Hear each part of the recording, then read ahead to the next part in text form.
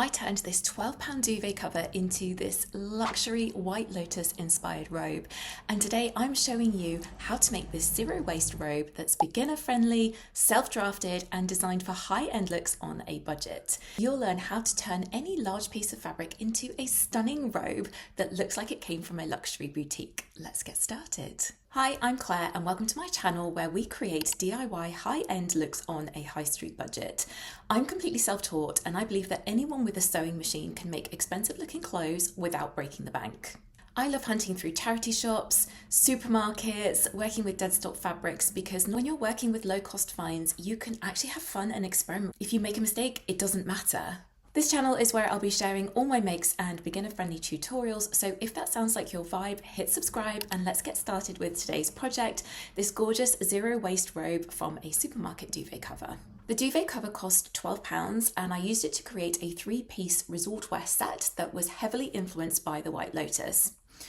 The video showing the full set is here. For the robe, I used a zero waste pattern where every single scrap of fabric gets used. For my make, I didn't have quite enough fabric after making the skirt and the top to cut all of the pieces out of a single piece. So I mixed and matched for the neckband and for the sleeve hems in order to make it work. More of this later in the video. But this is the beauty of self-drafting and this particular project. If you don't have a single piece of fabric that's big enough to get all of the pieces out, then you can mix and match and use up scraps from other projects.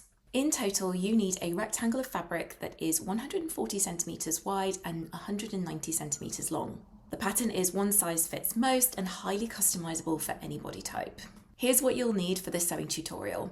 One, fabric, 140 centimeters wide, 190 centimeters long, matching thread, fabric marker, ruler, scissors, and optional bias binding for clean seam finishes. Remember to pre-wash your fabric first. Now, let me tell you why I absolutely love this design.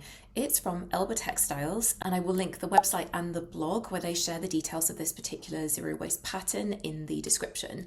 Honestly, this is just perfect for beginners that want that expensive designer look. Here's the magic. It's literally just rectangles and a couple of triangles.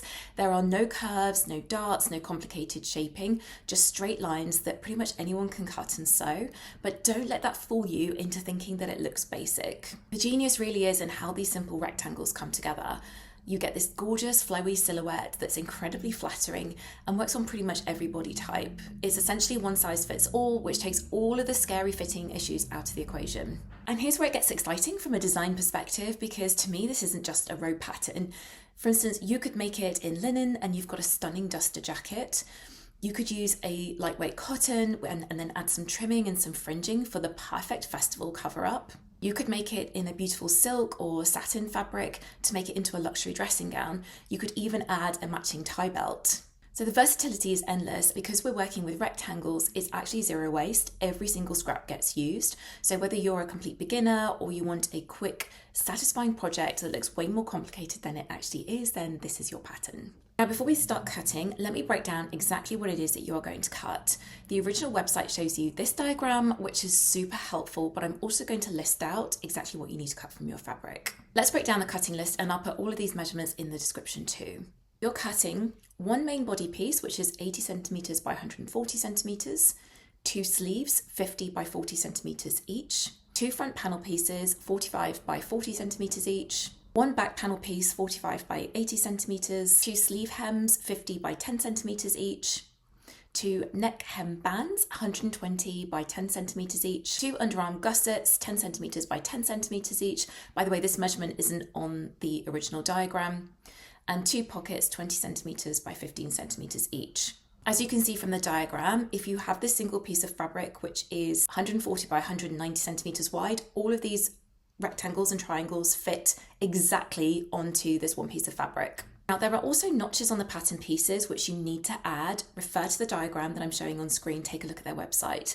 These little notches are crucial for lining up everything properly during construction. Admittedly, it's pretty simple, but it really helps. Here's my top tip for saving so much confusion later on.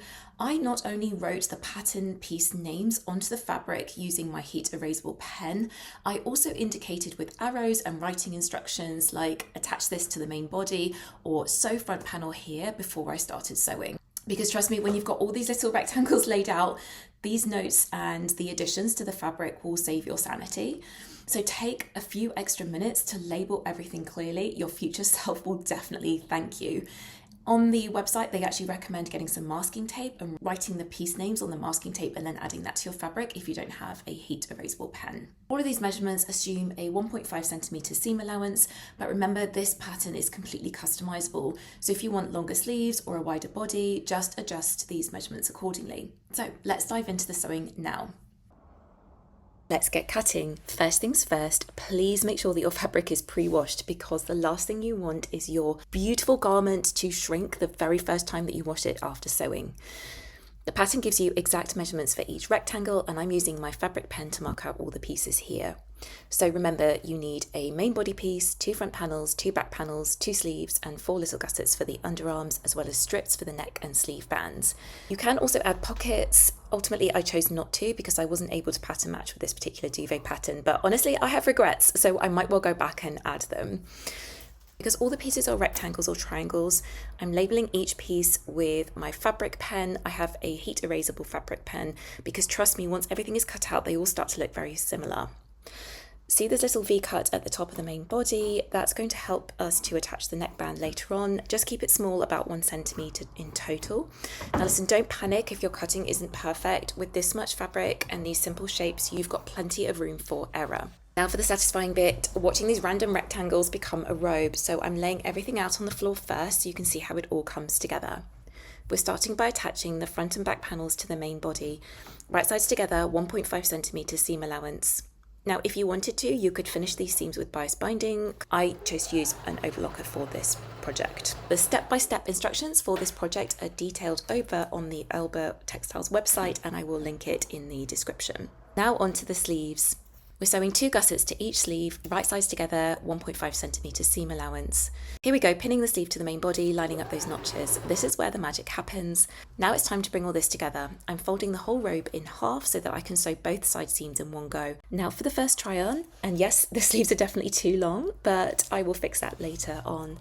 Now let's move on to adding the neck and the sleeve band. I'm using the gorgeous contrast fabric from the other side of the duvet cover for my neck and my sleeve band. It was left over from the other side. I love the pop of contrast that it gives. When it came to doing the neckband, I pressed one edge under first and then I sewed it on. Remember that little V-cut that we made earlier? Sew with the neckband under with the main fabric on top, and then that way when you get to the V-neck, you can put your needle down, lift up the foot, pivot, pull the fabric through, and then carry on going. And then once you've done that, you need to press the neckband and fold it over before top stitching.